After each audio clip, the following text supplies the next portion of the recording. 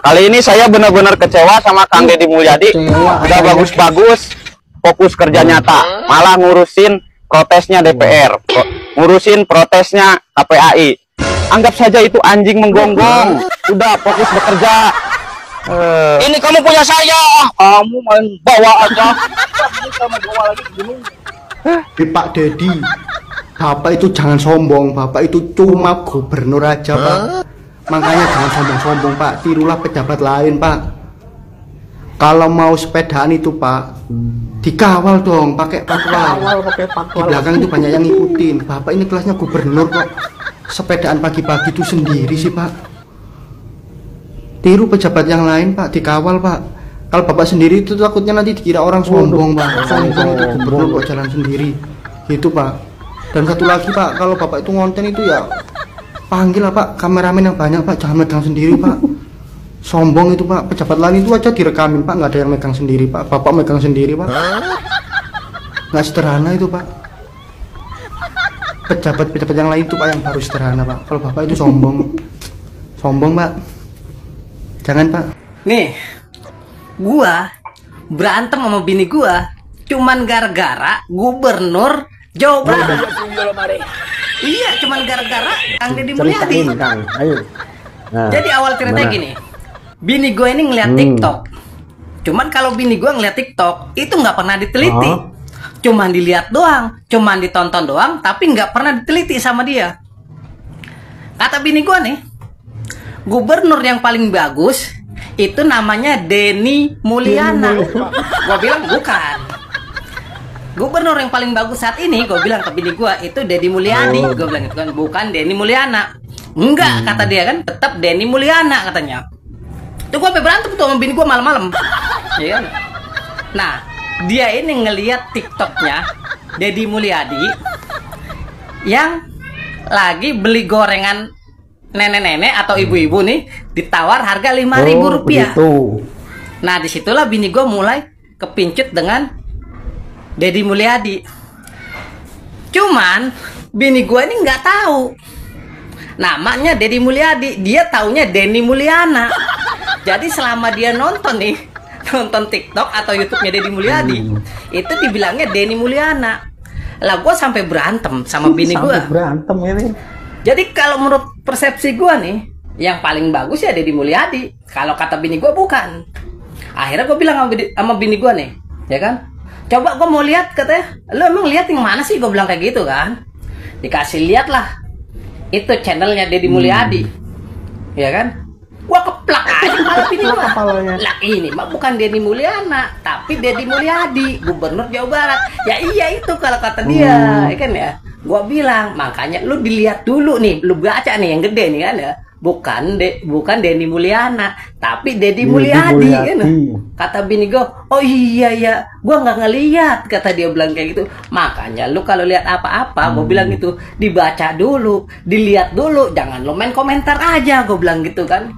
Nama orang Deddy Mulyadi kan dibilang katanya Denny Mulyana. Lah gue nyari-nyari itu tuh, gue cari di Google, Gubernur Jawa Barat Denny Mulyana, lah kagak ketemu. Adanya Deddy Mulyadi, ya.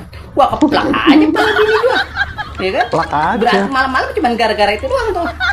Kenapa ya sekarang tuh orang-orang itu banyak banget menyerang Kang Deddy ya, elit-elit politik. Tapi nggak semua sih, nggak semua elit politik, cuma segerintilan elit politik nih yang sering manggung ya, suka pansos ini banyak banget ya. Kenapa sih pejabat-pejabat yang dulu itu nggak pernah dikomenin ya?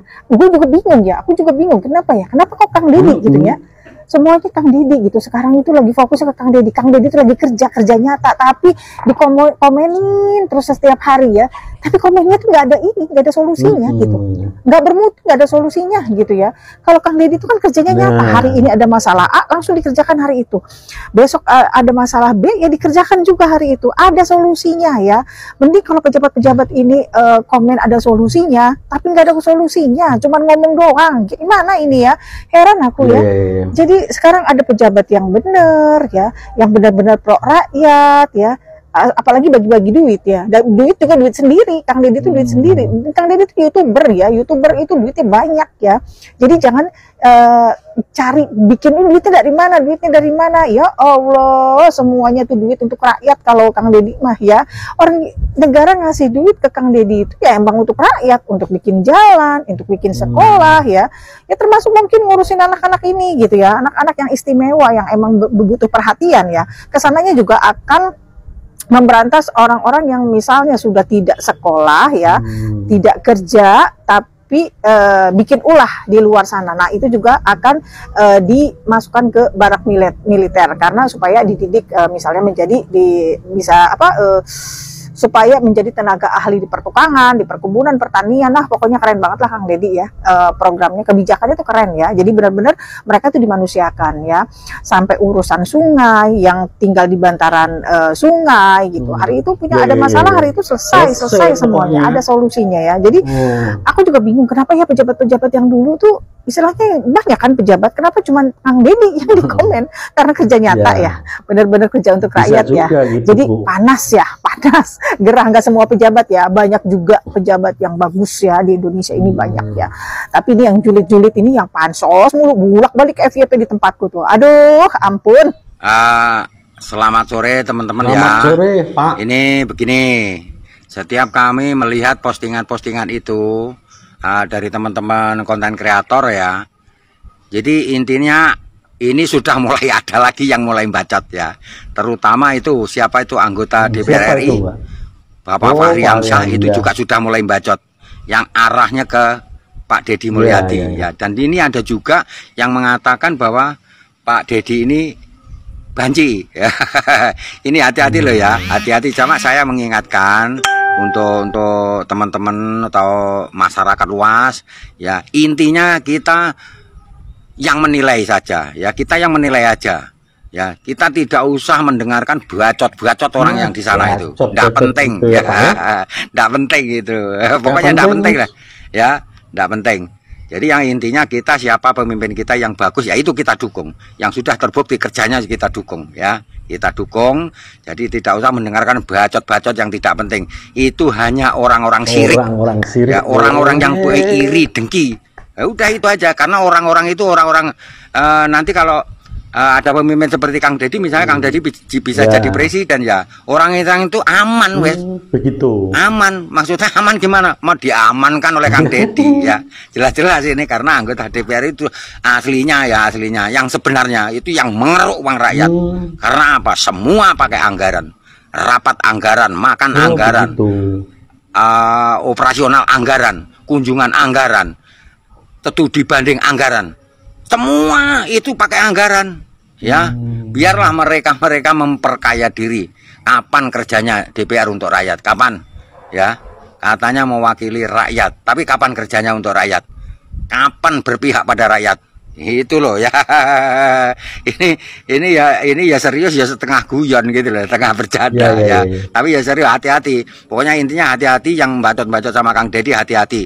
Di belakang Kang Deddy adalah rakyat yang menyukai Kang Deddy, yang tahu kerjanya Kang Deddy. Hati-hati. Nanti kalau dihujat rakyat kembali, menghujat kalian semua, jangan marah ya, slow ya.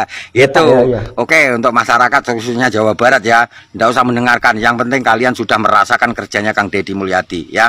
Gitu. Selamat sore. Langsung tancap gas.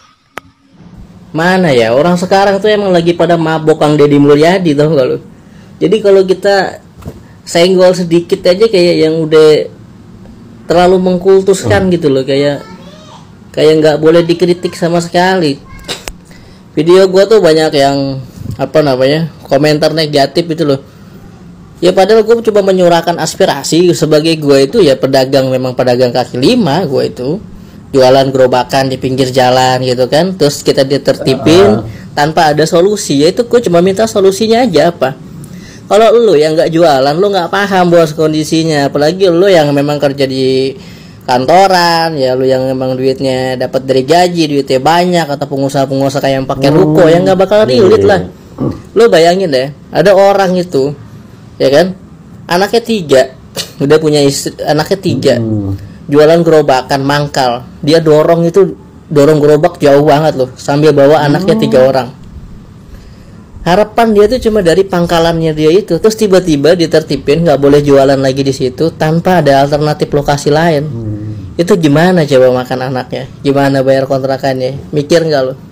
Mikir nggak lo yang kayak gitu-gitu? Nggak kan lo kan? Gak bakal kepikiran lo tuh yang kayak gitu-gitu, nggak ada empatinya. Kata pendukungnya mah, ini gubernur rasa presiden gitu. Memang gubernur rasa presiden. Tapi kalau menurut gua nih orang Jawa Barat, ya kan? Ya, orang Jawa Barat nih gua, bukan orang luar. Bodoh tadi aku. Ini gubernur bukan gubernur rasa presiden, tapi rasa artis, ya kan? Banyakan syutingnya, banyakan manggungnya, tapi belum berasa hasil kerjanya. Pengangguran masih banyak, kemiskinan masih merajalela. Begal di mana-mana.